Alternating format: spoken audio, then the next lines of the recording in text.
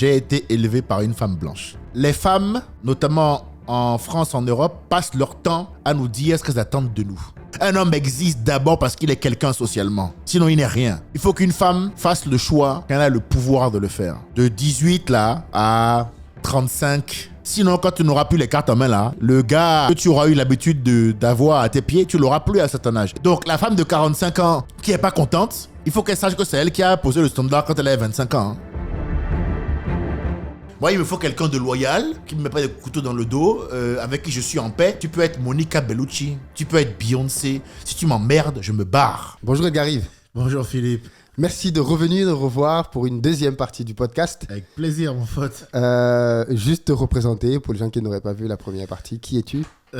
Succinctement, je m'appelle Edgar Yves. Enfin, c'est mon nom d'artiste. Mon nom complet, c'est Edgar Yves Monnou, Junior. Fils de Edgar Yves Monnou, mais on connaît déjà l'histoire. J'ai 37 ans et je suis un stand-upper franco-béninois. Très bien. Tu m'as invité la dernière fois, lors de ton dernier spectacle à Paris. T'es venu au show. Salle pleine, tout le monde scande ton nom, tu es une méga star, c'était très très bien. J'ai fait un constat, mine de rien, le franco-béninois, en spectacle...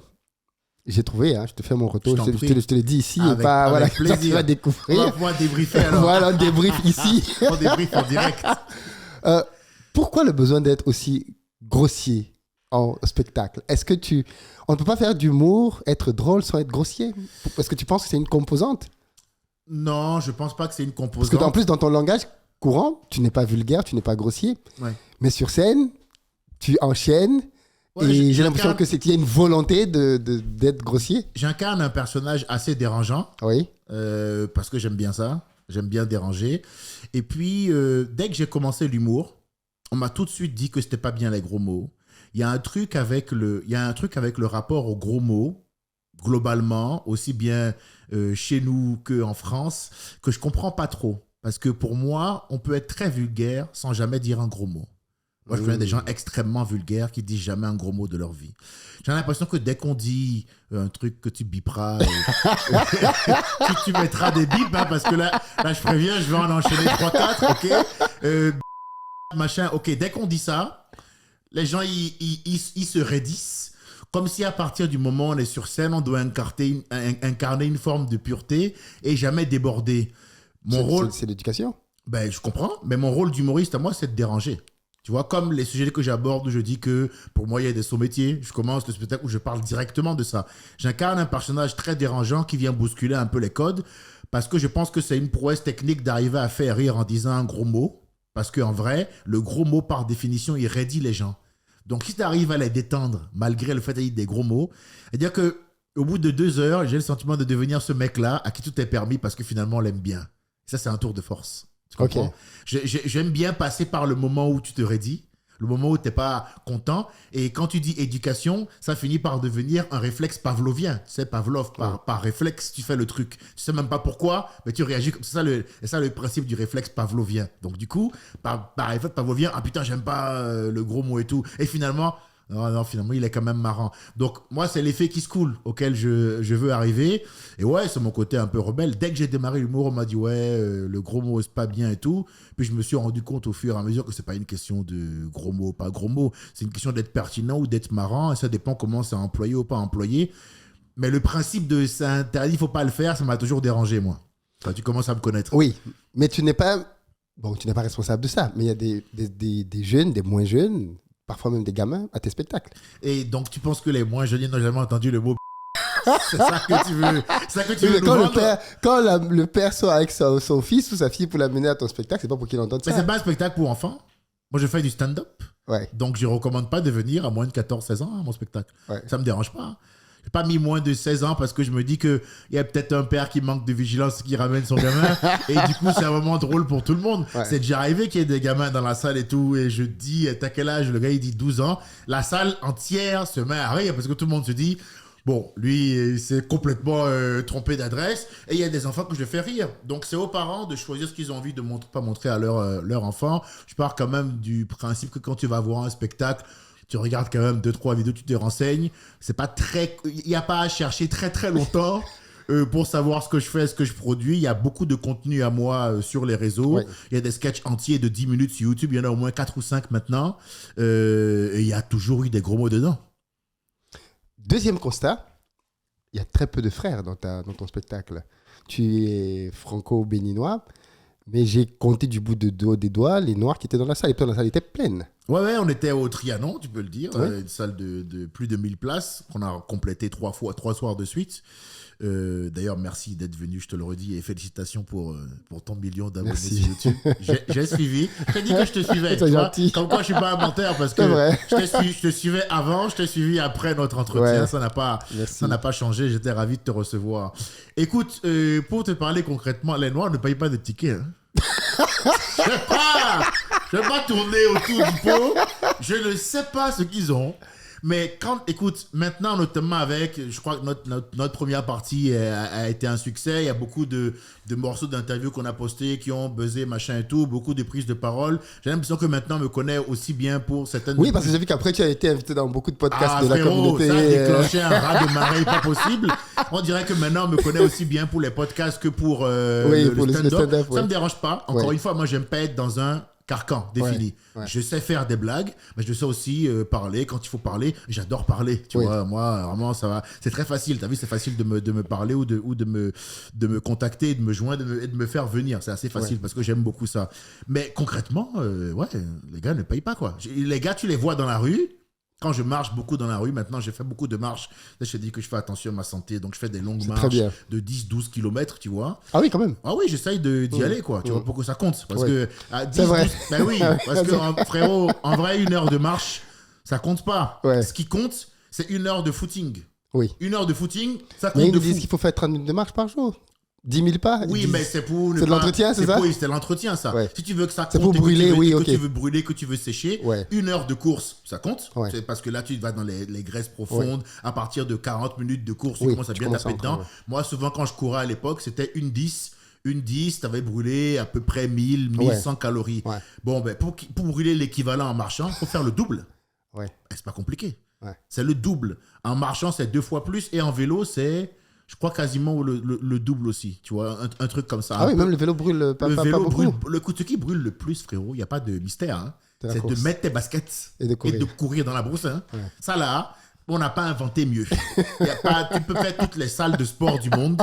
Le truc le plus efficace, tu te lèves le matin, toi et ta discipline, et tu cours. Ouais. Donc moi, comme j'ai un peu mal au genou en ce moment, je me suis blessé au basket là. Je suis en train de me faire soigner par un kiné. Je fais des marches. Oui. Ça, je supporte. Et j'en fais 12 km. Donc j'ai largement le Oui, tu temps. marches, ouais. Donc j'ai large. Et ça dure 2 heures. En général, forcément, voilà, ouais, je ouais, marche ouais. presque 2h10, 2h20. Ah oui, quand même. Ah oui, je marche beaucoup. Et puis j'aime beaucoup, je mets soit des podcasts, soit des trucs un peu de philosophie stoïcienne, et en même temps je regarde le paysage. Ça a marqué défiler. les gens, ça, la dernière fois. Ah bon Un humoriste stoïcien. Ah bah, j'aime beaucoup. Ouais. Ouais, moi j'aime beaucoup. On dit un humoriste qui a de la culture. Oui, j'essaye, c'est mieux, hein. C'est mieux, je C'est suis mieux d'accord. que on est des cons. Pourquoi les gens disent des conneries comme ça? On est censé être des cons. Non, j'écoute beaucoup de philosophie stoïcienne, l'enseignement de Marc Aurèle. Maintenant, il y a les livres audio. Tu sais, des fois, moi, j'ai du mal à être posé à un endroit. Ok. L'avantage d'avoir les livres audio est que ça lit et en même temps, je vois les paysages défiler. J'ai trouvé les spots que j'aime bien et tout. Pourquoi je te dis ça? Pour en revenir et te formuler une réponse par rapport aux Noirs pas suffisamment présents dans la salle. À ton goût. Parce qu'il y en a Oui. 2-3 quand même. Oui. Mais Toi, c'est habituel maintenant, c'est ça? voilà, peut-être que moi, j'ai pas assez de recul. Donc, Ok. c'est intéressant ce que tu me dis Oui. parce que je bénéficie d'une analyse Oui. que peut-être je suis plus en mesure de faire. Tout à fait. Donc, ça m'intéresse beaucoup ce que tu dis là. Au contraire, je le prends très sérieusement.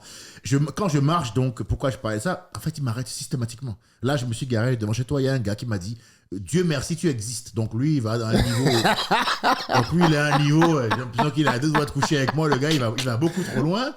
Dieu merci, tu existes. Donc, il m'arrête tout le temps. On me félicite beaucoup pour mes prises de position qui sont engagées et qui sont dures à prendre parce que on reconnaît un militant au niveau de risque qu'il Ouais. prend. Et Surtout dans le showbiz, ouais. voilà, et on peut dire que mes prises de position pour un mec qui est dans le showbiz sont extrêmement risquées parce que Ouais. du jour au lendemain, on pourrait mettre Bon, surtout qu'on a une ère où on peut diffamer avec une facilité assez déconcertante. Hein, on l'a vu sur les réseaux, toi maintenant, n'importe qui. Dès que tu as un peu Tout à d'abonnés, fait. voilà, on peut t'attaquer. Et on a une ère où dès que tu mets un truc sur Internet, les gens s'en emparent. On dirait que c'est un peu l'équivalent de l'arène à Rome à l'époque. Les gens, ils veulent du sang. Ouais, on jette quelqu'un au Ouais. milieu là, qui dit, mais j'ai rien fait. on s'en fout, on va quand même te couper une oreille pour le plaisir. Ouais. Voilà, donc ils disent maintenant dans le milieu, ment sur quelqu'un, il en restera toujours quelque chose. Je me demande s'ils n'ont pas complètement tort. Un des enjeux pour les gens visibles comme nous maintenant, c'est d'arriver à gérer avec cette nouvelle donne-là, de si on t'aime pas, on va systématiquement te calomnier, tu vas devoir faire avec.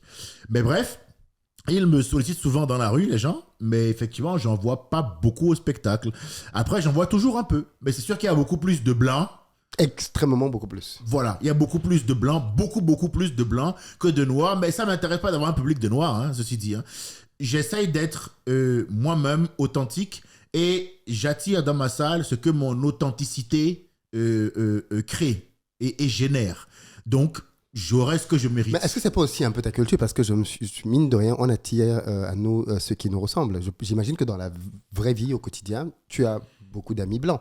J'ai que des amis blancs quasiment. Ah ben voilà. Et d'ailleurs, c'est une femme blanche qui m'a élevé, faut le dire aux gens. Ouais. C'est une femme noire qui m'a mise au monde, Aveline Avognon, béninoise.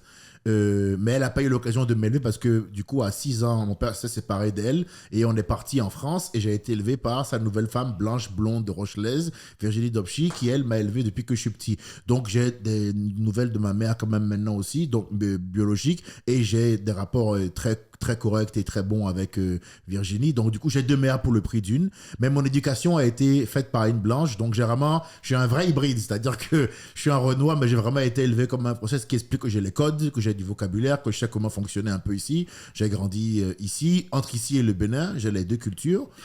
Donc voilà, peut-être que dans ma manière de faire, je suis plus blanc, je sais pas si c'est ce que tu voulais dire, mais Oui, peut-être... non, mais il faut l'assumer. Tu parles à un Moi, j'assume public. tout. Parce que voilà, de toute façon, quand tu parles, les gens qui se reconnaissent, parce qu'en fait c'est ça, c'est de la reconnaissance. L'humour, d'ailleurs, on aime bien le dire, l'humour qui fait rire en France ne fait pas rire en Afrique. Et Jamais. vice-versa. Mais c'est impossible. Voilà. Moi, je travaille actuellement en France. On me propose maintenant beaucoup de rentrer au Bénin pour faire un spectacle qui se veut mythique là-bas. Et je passe mon temps à refuser parce que je pense qu'en l'état actuel des choses, si je rentre au Bénin, soit ce sera nul, soit ce sera nul. La salle sera pleine parce qu'on on va la remplir. Voilà, mais est-ce que les gens vont vraiment. Voilà. Alors, je vais t'expliquer pourquoi ce serait nul. Parce que j'ai pas envie d'être le noir qui va aller faire de l'humour de blanc là-bas. Ouais. Pour parler très concrètement, très crûment, de manière qui pourrait un peu choquer. Mais tout le monde comprendra ce que je veux dire. Je n'ai pas l'habitude de prendre des chemins de traverse, donc on va y aller tout droit comme d'habitude. Je ne veux pas aller faire un spectacle pour les Blancs, pour l'élite blanche sur place, qui pourra, elle, se déplacer et venir consommer ce que je vais faire. Je refuse. Si je retourne au Bénin, et c'est prévu, quand je retournerai là-bas, je retournerai 1 an. Une année sabbatique entière. Je m'imprégnerai de nouveau des codes. Je reparlerai ma langue, le vernaculaire, le fond, le goût, le dandi, le mina, le bariba. J'essaierai de reparler. Ça va revenir, oui. Ça va revenir très vite. Ouais. Et puis, ça me permettra de faire un spectacle où je parle la langue, ce qui est quand même important pour moi, de mixer en tout cas la langue et le français, et de parler aux gens de leur réalité. Car pour faire rire les gens, on leur parle de ce qu'ils vivent, mon frère. Tout à fait. Je ne vais pas venir au Bénin pour leur parler du métro. Qu'est-ce qu'ils en ont à foutre? Tu vois ce que je veux dire?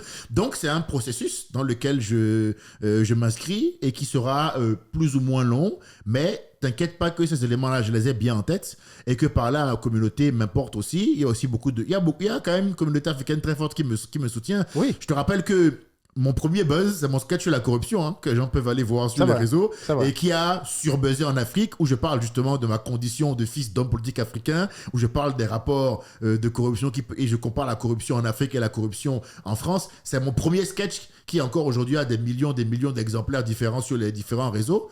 Donc, il fallait que ce soit quelqu'un comme toi pour en parler. Je fais un sketch, en fait, je fais de l'humour que seul moi peux faire. Ils disent en cuisine qu'il faut avoir son plat signature. Et bien en humour, c'est pareil. On dit, quand un artiste est dans sa vérité, dans notre domaine, le stand-up, on dit qu'il a trouvé son comique. Quand il y a une fusion parfaite entre l'homme que tu es à la ville et sur scène, quand il n'y a aucune différence entre les deux, quand le gars à qui tu regardes, quand tu viens voir mon spectacle, le gars que tu vois sur scène, c'est quasiment le même que tu vois. Donc voilà, il n'y a pas de... Je ne rentre pas dans une attitude particulière. Pas de dissonance. Voilà, j'ai la même fluidité, la même aisance, peut-être quelques gros mots en bonus. en bonus. Ah, c'est les petits cacahuètes, les petits trucs en plus. Mais je suis le même gars. C'est ce qui fait que tu es un vrai humoriste. Et donc, tu dois être dans ta vérité. Et comme tu es dans ta vérité, ta singularité, tu finis par produire un sketch que seul toi peux faire. Pour faire la corruption, frérot, il faut être fils d'homme politique africain et avoir eu la double éducation que j'ai eue qui me permet d'avoir une comparaison assez justement analysée et placée entre l'Europe et l'Afrique. Tu vois, je fais des blagues qui sont le fruit de l'éducation que j'ai reçue, qui est une éducation hybride et métisse. Parfois, tu tapes un peu fort sur l'Afrique quand même quand tu parles de la corruption. Tu penses que les fils de dirigeants politiques français ne voient pas la corruption de leurs parents aussi? Peut-être que comme nous, on est loin de ça, ici, on ne la voit pas, on ne l'aperçoit pas. Mais... Ce sketch est bizarre parce que par moment, on a cru que je voulais dire qu'en France, il n'y avait pas de corruption. Et d'ailleurs, c'est la deuxième... Enfin, c'est pas totalement ce que tu as dit, mais tu as suffisamment tapé sur l'Afrique pour que on ait le sentiment que là-bas, c'est exagéré quand même. Non, on est toujours plus dur avec les siens parce que j'observe beaucoup l'Afrique et je me sens africain et je suis fier du fait d'être africain, d'être béninois. Je le revendique en permanence, je m'en casse jamais, mais je trouve qu'on ne progresse pas assez vite. Et on a une tendance à nous reposer sur nos lauriers et nous trouver un peu d'excuses qui me fatiguent. On a eu l'occasion d'en parler dans la première partie. Donc c'est pour ça que je suis un peu plus dur. Et surtout, je mets l'accent sur une chose. La corruption existe en France de manière majeure, largement, qui pourrait discuter et remettre ça en cause. Et ils n'ont rien à enseigner au reste du monde en termes de probité. Et de tenue et non rien du tout. On voit bien les casseroles de Sarkozy, saison 72, François Fillon, voilà, ils ont hein, le gars là, comment il s'appelle, le maire là. Cazeneuve, non? Non, le maire là. Oui, du 16e là. Du 16e là, putain, oui. qui était en Tolékis et sorti pour la fête de la musique pour danser un peu rapidement là, putain. Des Républicains. Oui, le Valois. Oui, le Valois, c'est ça. On voit de qui on parle. Tout le monde voit de qui je parle. Ouais. Ils sont connus. Donc voilà, ils ont leur équipe, ils ont leur numéro 10, il n'y a aucun problème. Simplement, la manière dont nous on pratique la corruption, à cause de notre naturel décomplexé et un peu sans gêne, je trouve que c'est de l'art. Dans le flegme, la détente que nous avons là-bas, elle est folle. Donc, on a tous une histoire avec un agent de police qu'on a dit... Oui. Bon, j'ai pas besoin de la faire ici. Ouais. Tout le monde connaît le rapport que nos policiers ils ont avec la petite enveloppe, le petit billet pour passer... Quoi que Talon a beaucoup combattu ça au Bénin. Hein. Bien sûr, mais ça n'existe pas en France. Hein. Non.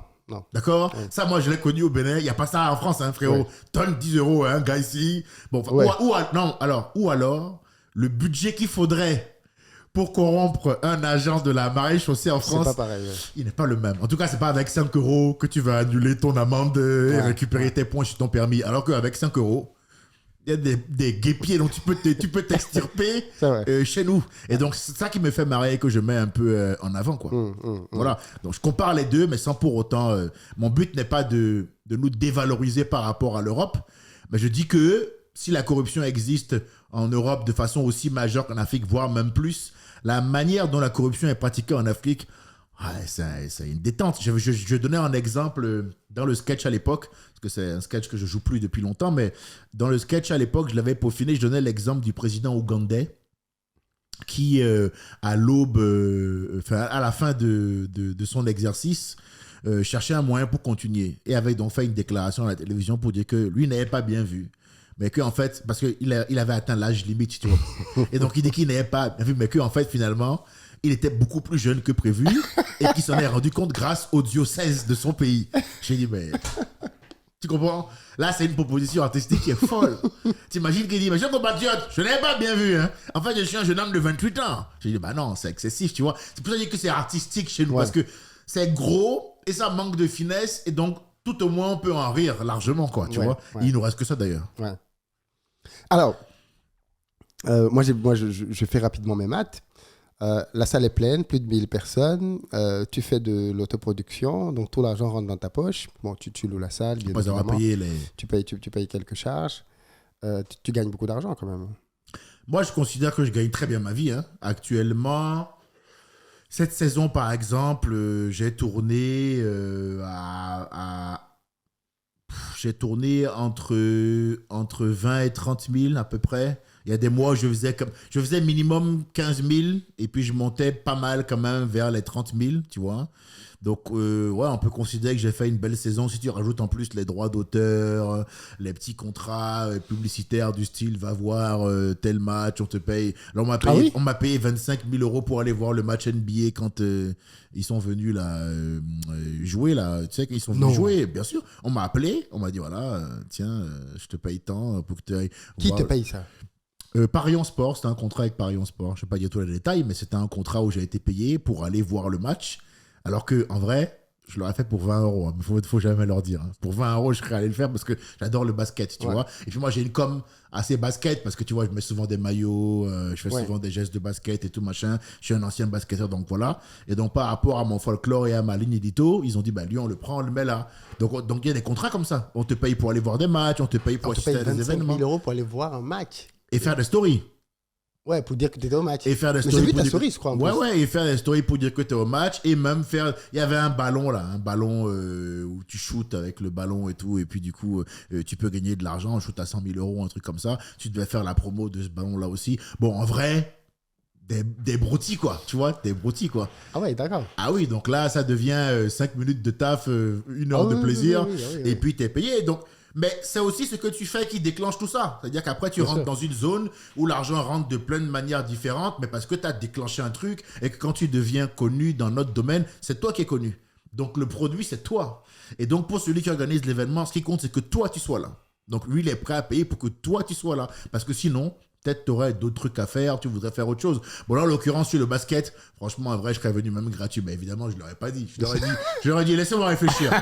Je vais me réunir avec tout mon staff et on va vous faire un petit retour. J'ai rappelé 5 minutes après. C'est bon, on a fait la réunion et si vous voulez, on vient l'année prochaine à l'avance.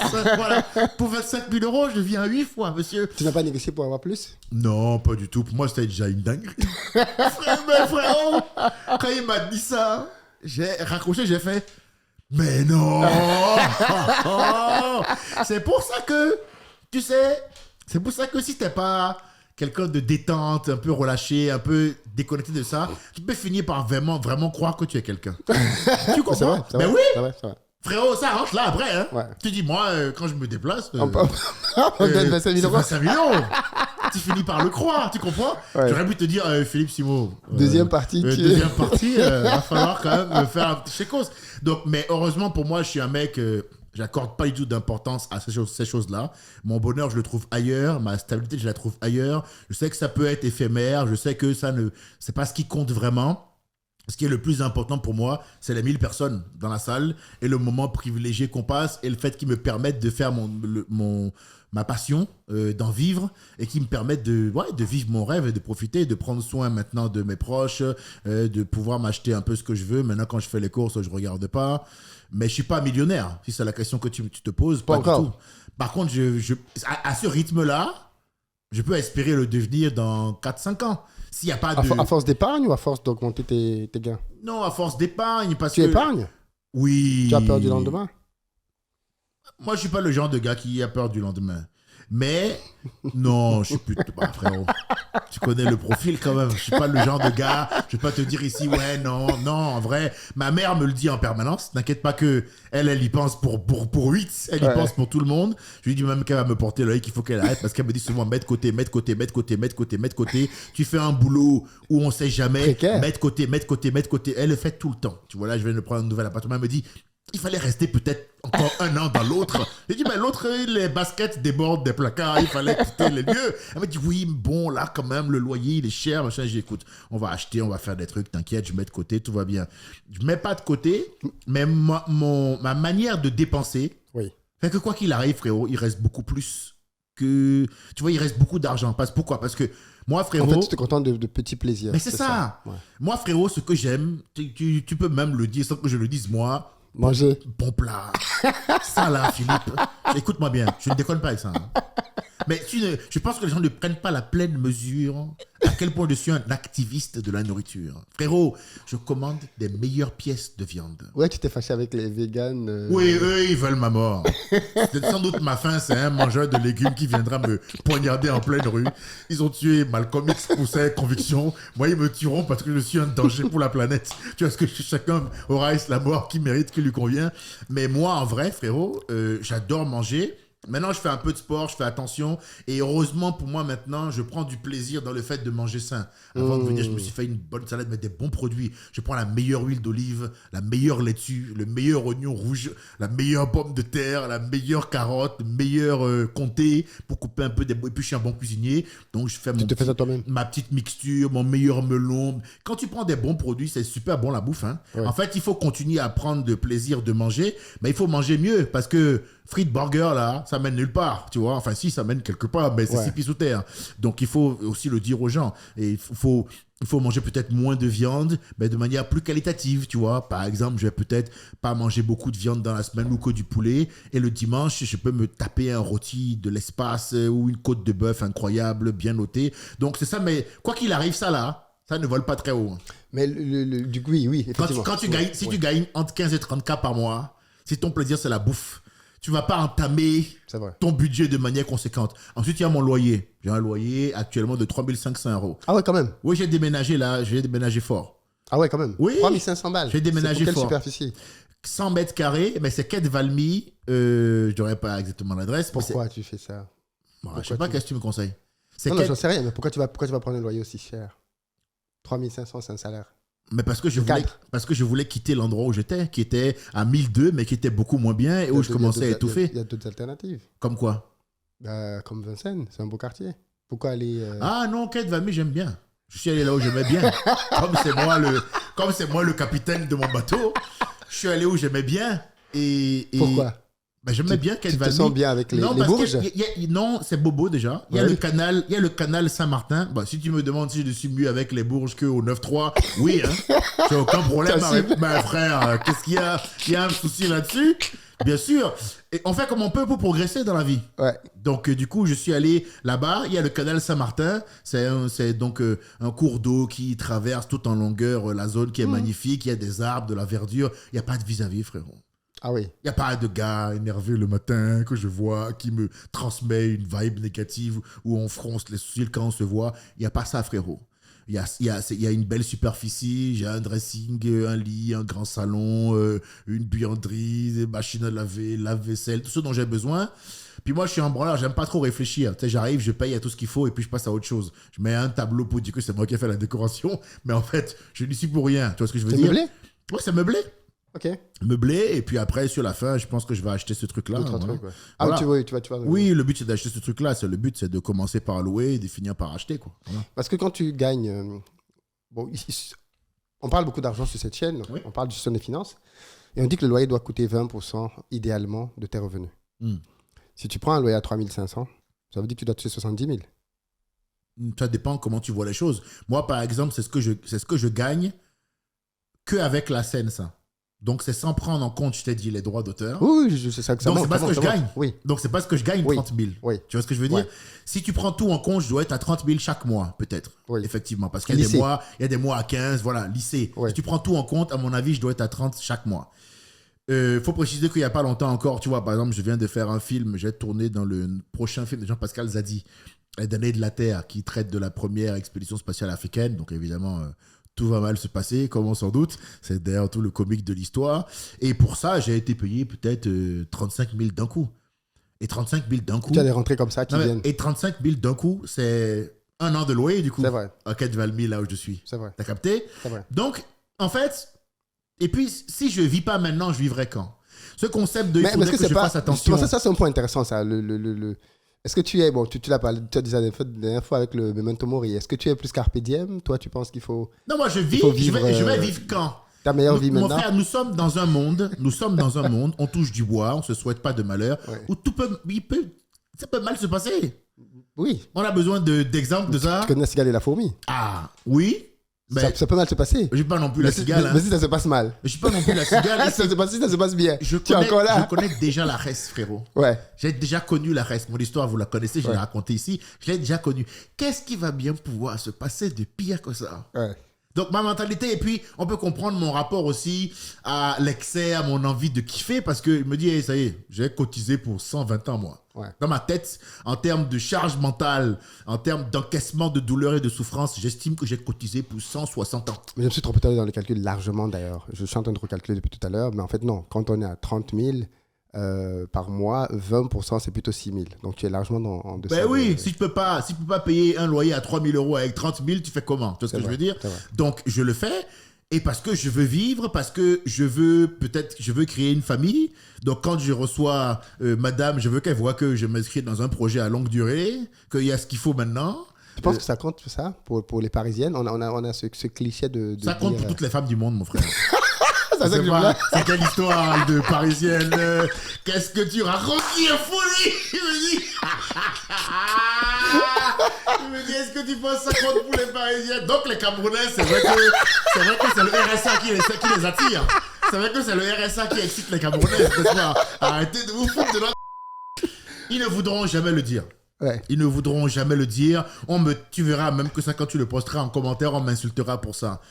Mais, tu sais, avec les femmes, il faut faire une grande différence entre ce qu'elles disent et la réalité. Hein. Ouais. Et ce qu'elles font. Il y a une énorme dissonance. Il y a un terme technique pour ça, dont j'ai oublié malheureusement. J'aurais aimé vous en faire bénéficier, mais retrouvez-le. Il y a un terme technique pour justifier la différence, la dissonance qu'il y a entre ce que dit une femme et ce qu'elle fait vraiment dans les faits, ce qu'elle consomme vraiment dans les faits. Comme quand elle dit qu'elle veut un mec romantique.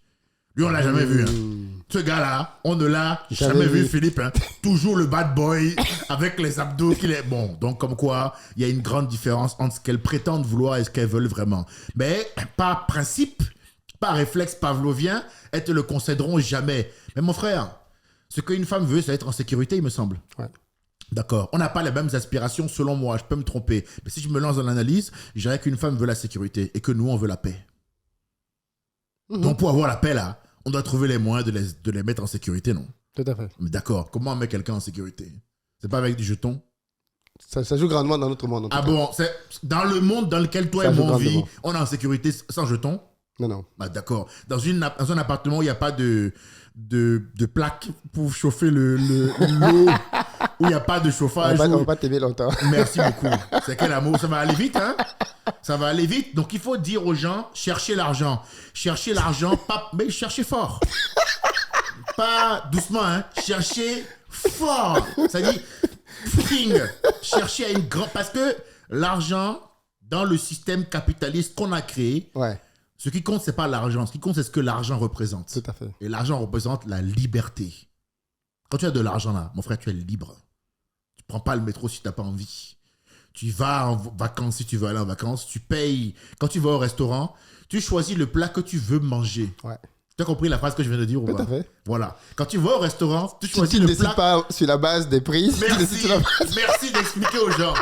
Quand tu dis, moi, ce que je veux aujourd'hui, C'est ça. c'est la langouste là. Oui, Ah, mais elle est à 100 €. Oui, je veux la langouste grillée, tout à fait. lobster, comme ils aiment bien dire dans les îles grecques, le lobster, voilà. Et puis, fraîche légumes frais, voilà. Mettez-nous bien, voilà. On voyage, on kiffe. Parce que tout ce que je fais, mon frère, tout ce que je fais, c'est dans le but de kiffer. Tout ce que je fais, c'est dans le but de me permettre de kiffer. Et finalement, l'homme le plus libre, c'est l'homme qui a réussi à accumuler une certaine puissance. On vit dans un monde où pour être libre, il faut avoir les moyens de ta liberté et de ta prétention. Donc, il faut être quelqu'un de puissant. Ça corrobore un peu ce que je sais plus qui l'avait dit, mais il disait que en gros, tout ce qu'un homme fait, c'est pour être heureux, même quand il se suicide. Oui, tout ce que je fais, c'est pour être heureux, frérot. Ouais. Tout ce que je fais, c'est pour être bien avec moi-même. Même dans mes prises de parole, Des fois, c'est parce que si je ne le dis pas ça là, frérot, je vais pas... Ouais, tu vas pas te sentir bien. Ah, je dors, il y a un truc qui me pique sur le côté, tu comprends? Ouais. Alors qu'une fois que je l'ai dit, après je m'en vais, ce que les gens en font, c'est leur problème. Moi, j'ai vidé mon sac, tu comprends? Moi, je suis vraiment comme ça, très instinctif, très pur. Et tu penses que depuis que tu gagnes...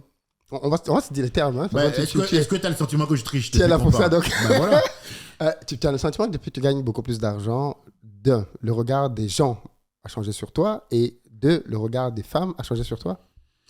Franchement... Est-ce que tu penses que l'argent t'ouvre davantage de portes dans la vie? En tout cas, si les michetots existent, si les michetots existent, je dois bien d'ici. Tu as bien si. J'adore. T'as vu comment je suis bon? Tu te protèges. T'as vu comment je suis bon? T'as vu comment je suis bon? Si et seulement si les michetots existent, il y a au moins un certain style de femme auquel tu as accès quand tu gagnes de l'argent. Ouais. Si les michetots existent, première chose. Et en vrai, je dis si parce que c'est quelque chose dont on peut largement discuter, hein, cette histoire de michetonnerie-là. On peut largement en parler. Ouais. Franchement, je ne pense pas qu'on puisse l'aborder pleinement sans être taxé à un moment donné de notre discours, ou en tout cas de mon discours, dont je suis responsable évidemment, de misogynie. Mais cette histoire de michetonnerie-là, on peut largement en parler. En fait, une femme, elle veut juste pas un... C'est tout. C'est dans la nature des femmes d'être hypergames. Donc, d'aller repérer le meilleur d'entre nous. On n'est pas des lions, on n'est pas des primates, mais si tu regardes comment ça fonctionne chez eux, c'est celui qui qui peut sauter les autres. Ah ouais.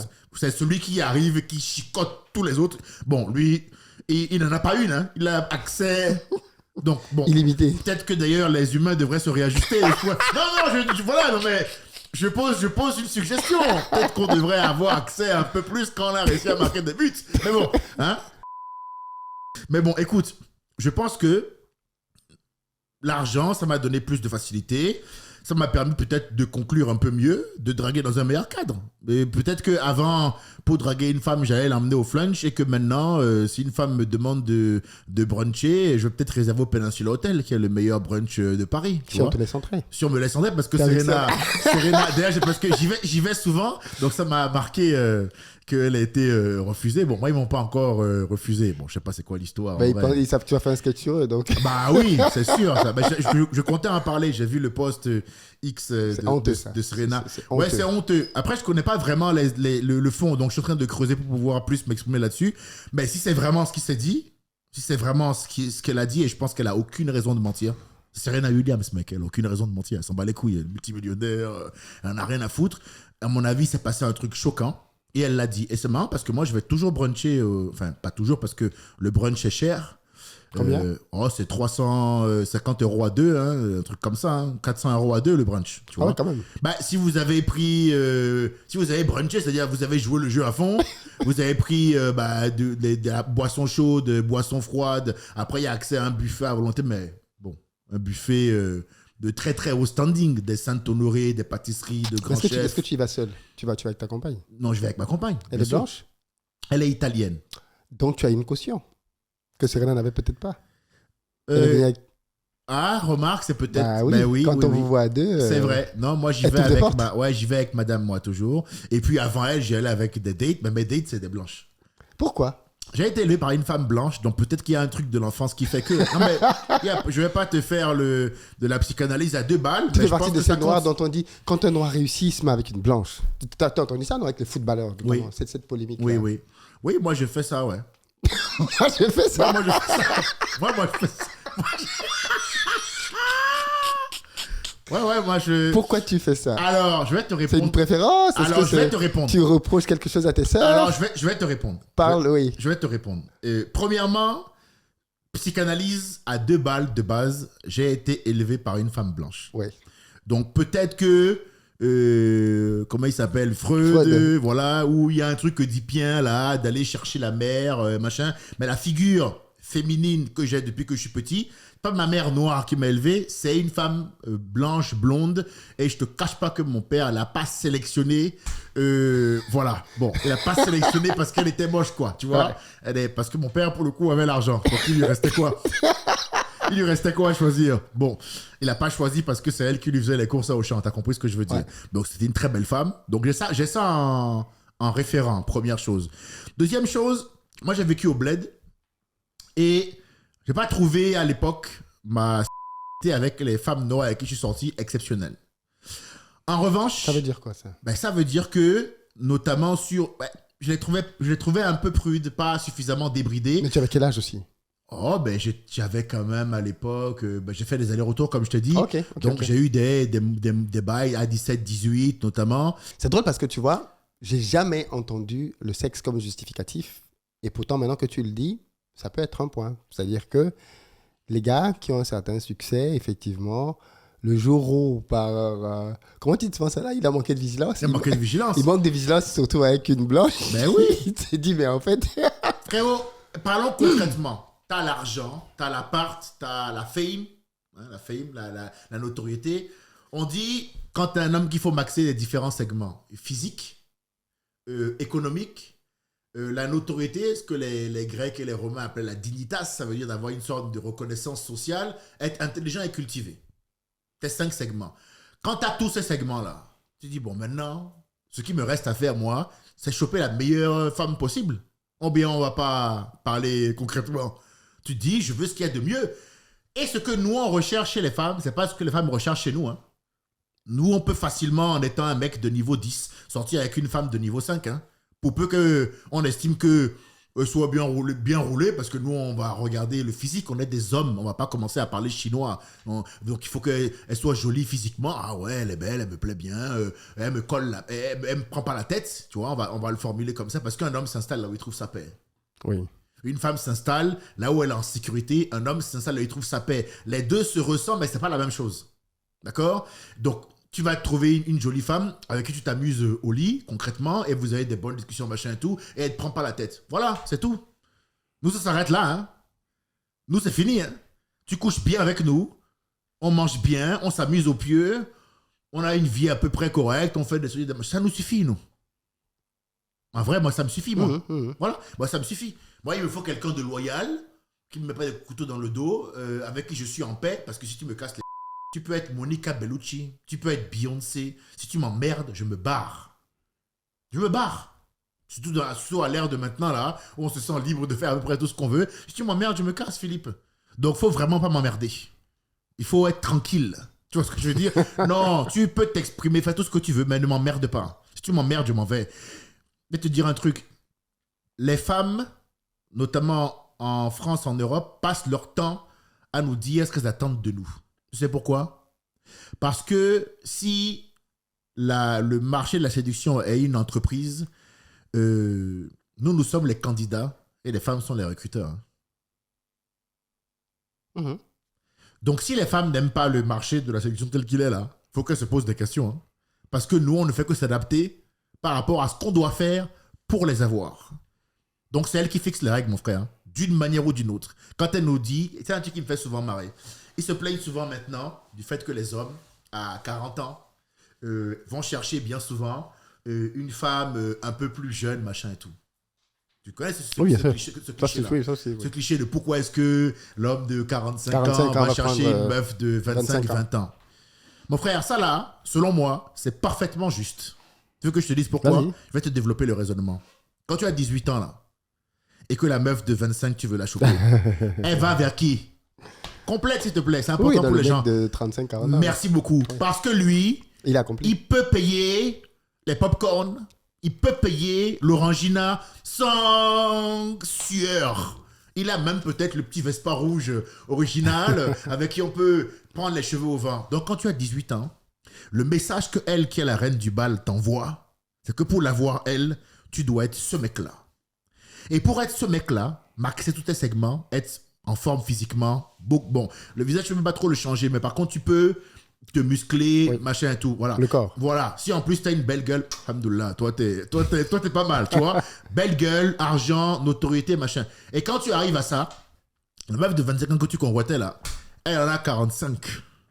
Sauf que toi, du coup, à 40 ans, là, ça t'a pris quasiment toute une vie. De 0 à 35 ans, c'est quand même une bonne partie de ta vie. Hein. Ouais. Donc, en général, les mecs arrivent à leur prime à 35-40 dans la vie. Si tu as été vigilant et que tu as un parcours, ne serait-ce que normal, mais que tu es vigilant, entre 35 et 40 ans, tu arrives à ton prime. Okay? Ça veut dire que tu deviens quelqu'un socialement. Parce qu'on est condamné, les hommes, à être quelqu'un socialement pour obtenir ce qu'on veut d'une femme. Ça là, qu'on ne vous mente pas là-dessus. Si vous n'êtes rien, vous n'aurez pas grand-chose. On ne vit pas d'amour et d'eau fraîche. Et même si on vous le dit, on vous ment. Vous avez compris? On vous ment. Vous devez devenir quelqu'un. Un homme existe d'abord parce qu'il est quelqu'un socialement. Sinon, il n'est rien. Tu comprends? Quand tu es caissier à Intermarché, il y a une liste non exhaustive de mecs qui peuvent te tacler. Quand tu es caissier à Intermarché, il y a une liste non exhaustive d'hommes qui peuvent te tacler. Oui. Je pose ça là, vous en faites ce que vous voulez. Mais tout le monde sait que je dis la vérité. D'accord? Un homme existe parce qu'il est quelqu'un socialement. Donc, tu mets toute ta vie à devenir ce gars-là. Et quand tu le deviens, pas toute ta vie, mais le premier tiers en tout cas. Et quand tu le deviens, tu devrais composer avec... mais non, tu veux le prix pour lequel tu t'es battu. Tout ce qu'un homme fait depuis la nuit des temps, c'est pour impressionner une femme, non? Je pense même qu'ils ont créé des fusées, frérot. Le gars, il a créé la fusée, il a rentré, il a dit « Alors, hein, je t'avais pas dit que je faisais... Ah ouais, allez, tourne-toi. » Bon, tu vois ce que je veux. Je pense que tout ce que l'homme fait, c'est pour impressionner une femme. On n'est pas vos ennemis naturels. On vous court après depuis la nuit des temps. C'est tout. Donc, la femme de 45 ans qui n'est pas contente, il faut qu'elle sache que c'est elle qui a posé le standard quand elle avait 25 ans. Hein. La réalité est que il faut qu'une femme fasse le choix quand elle a le pouvoir de le faire. Tu comprends cette phrase-là, frérot? Très bien. de 18 là à 35, 40 pour les meilleurs. Ok. Ouais, 40, ça commence. 40, ça, bon. Mais faites le choix. Moi, si j'ai une fille, je lui dirais, amuse-toi, profite de la vie, découvre des choses, mais n'oublie pas de faire le choix quand tu es en mesure de le faire. Sinon, Quand c'est toi qui as les cartes. c'est toi qui as les cartes en main. Sinon, quand tu n'auras plus les cartes en main, là, ben oui, le gars que tu auras eu l'habitude d'avoir à tes pieds, tu l'auras plus à un certain âge. Et c'est ça que les femmes Les féministes n'aiment pas ce discours. n'aiment pas ce discours, mais moi, je suis quelqu'un de juste et d'honnête. J'essaye d'être juste et honnête et de rapprocher de la vérité. Donc, la notion de est-ce que tu aimes ce que je dis ou pas, ça ne rentre pas vraiment en ligne de compte, Philippe. Ce qui m'intéresse quand je débat, c'est de me rapprocher de la vérité. Je ne dis pas qu'une femme de 45 ans n'a pas le droit d'avoir de l'amour. C'est pas ce que j'ai dit. Il y en a qui entendront ça dans ce que j'ai dit, mais ça, c'est leur cerveau qui est malade. Ou alors, c'est mon discours qui va réveiller une insécurité en eux dont je ne suis pas responsable. J'essaye d'expliquer rationnellement les choses, tout simplement. Donc, je pense qu'une femme doit faire le choix quand elle peut le faire. Et un homme a vite intérêt à devenir quelqu'un. Vite. Mais vite, hein. Plus vite tu règles ce problème-là, Ouais. plus vite tu as la paix. Hein. Écoute, les gens ont mené tous les débats qu'ils veulent dans tous les coins du monde. Tu connais des hommes qui sont quelqu'un, qui ont des soucis dans ce domaine? Non. Est-ce que tu connais? Non. Voilà. Donc arrêtons les blabla. Laissons les débats pour l'onglet commentaires. Ici, ne parlons que de la vérité. Alors, du coup, est-ce que tu ne te dis pas que tu es allé, même dans ton propre cas, un peu rapidement en conclusion? Parce qu'effectivement, tu as connu quelques filles, mais il y a des Béninoises en France qui, comme toi, sont ayant grandi ici. Et donc, la culture qu'elles ont, c'est une culture occidentale. Il Oui. n'y a pas que la fille qui vit au pays et qui est en Afrique et qui vit dans un contexte dans lequel le sexe est tabou. Il y a des Africaines en sûr. France, il y a des Antillaises, Bien sûr. par exemple, qui ont Bien une culture sûr. totalement différente. Bien sûr, mais on a parlé de réflexes pavloviens depuis le début. On parle de réflexes de Pavlov depuis le début. Oui. Ben, donc ça me concerne moi aussi. Oui. Donc peut-être que je vais naturellement vers ce que je connais. J'ai peut-être pas plus trop envie de m'emmerder, puisque j'ai trouvé une formule qui fonctionne. J'ai pas peut-être ressenti le besoin de me challenger. C'est dans un coin de ma tête. Peut-être que si mon histoire actuelle ne fonctionne pas, et je ne le souhaite pas du tout, parce que vraiment je m'inscris dans la longueur avec elle. Si elle m'appelle, peut-être que Ça fait combien de temps? Ça fait 7 mois, mais C'est pas très... c'est pas beaucoup, mais en 7 mois, on a fait ce que je n'ai jamais fait en 4 ans. Hein. Avec, oui, voilà. J'ai eu C'est-à-dire des relations de bain. On a énormément voyagé, vécu beaucoup de choses. Bon, en même temps, elle est venue à mon prime. Hein. Quand elle est arrivée, Elle a quel âge? elle a 31 ans. Ok. Donc, elle fait le choix quand elle est en mesure de le faire. Ouais. Tu vois? Bon, 30 ans, les femmes sont magnifiques. Il y a pas de... Voilà. Elles sont magnifiques aussi à 45 ans. Hein, je le dis avant qu'on me tue. Mais tout le monde a compris ce que je veux dire. Honnêtement, Philippe, Moi, j'ai très bien tu compris. comprends ce que je veux dire? Non? Très bien Bon, compris ce que voilà. je veux dire. Donc, non, parce que on aime dire que ceci est juste, ceci est pas juste. Oui, mais dès qu'on applique du raisonnement intellectuel derrière les assertions, là, les arguments d'autorité, on se rend compte que ça vole en fumée. Et après, il reste que l'émotion et l'honnêteté intellectuelle ou la malhonnêteté intellectuelle pour dire oui ou non. Mais sur le plan de l'argumentaire, de l'analyse, ce que je viens de dire là, je vous demande de contredire. Non, c'est factuel. Plus Frère, une femme prend de l'âge et moins l'adoption. C'est génétique. c'est pas misogyne de dire Non, ça. pas du tout. Je ne leur en veux pas. Mon frère, j'adore les femmes. Qu'est-ce que vous racontez? Je suis pas contre elles, mais je veux pas, par peur de représailles, de mauvais commentaires, commencer à pas dire la vérité. Je veux pas être un tricheur, tu comprends? Je veux être quelqu'un d'honnête et c'est important pour Est-ce que moi. tu comprends toutes ces femmes noires qui se plaignent du fait que les hommes à succès, parce qu'en fait, c'est ça le problème, c'est que quand les hommes à succès de notre communauté vont épouser des blanches, eh bien, leur enrichissement aussi, quelque part, ne bénéficie plus vraiment à la communauté. Oui. Vu qu'ils vont prendre le fruit de leur travail et aller un peu quelque part le redonner à la communauté qui, à la base, avait déjà beaucoup de moyens. Oui. Et donc, ça contribue à ce que, dans les milieux élitistes, finalement, on retrouve quelques hommes noirs, mais pas de femmes noires. Oui, je comprends.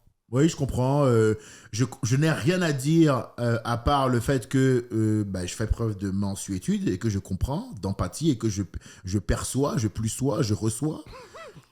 Mais moi, je me tape des blanches. Hein. Voilà. Après, c'est ce que j'ai fait jusqu'à maintenant, tu vois. Mais peut-être que ça va changer, ça va évoluer.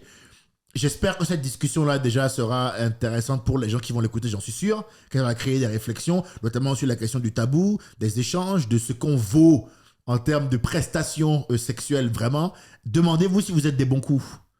Et ne répondez pas avec votre ego. Hein. Demandez-vous factuellement, concrètement, techniquement, si vous êtes bon au lit.